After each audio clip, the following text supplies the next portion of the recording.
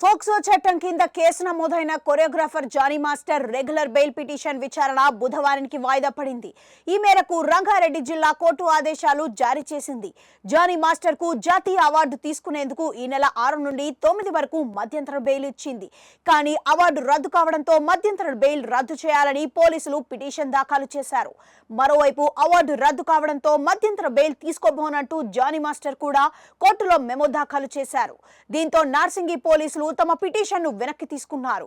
లైంగిక ఆరోపణల కేసులో జానీ మాస్టర్ కొన్ని రోజులుగా రిమాండ్ లో ఉన్న సంగతి తెలిసిందే. ఆయన శిష్యురాలు లైంగికంగా వేధించాలని కేసు పెట్టడంతో జానీపై వివిధ సెక్షన్ల కేసు కింద నమోదు చేయడం, జైలుకు తరలించడం, కోర్టు రిమాండ్ విధించడం తెలిసిందే. అయితే జానీకి జాతీయ అవార్డు తీసుకునేందుకు బెయిల్ కావాలంటూ పిటిషన్ వేసుకోవడంతో మధ్యంతర బెయిల్ వచ్చింది. కానీ ఇంతలోనే అవార్డును రద్దు చేస్తున్నట్లుగా ప్రకటన రావడంతో బెయిల్ విషయంలోనూ కూడా జానీ వెనక్కి తగ్గారు.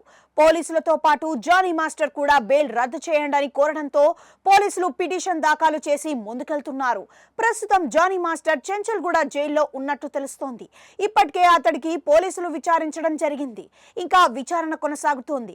ఇప్పటికే జానీ మాస్టర్ నుంచి పోలీసులు కీలక సమాచారం రాబట్టారు.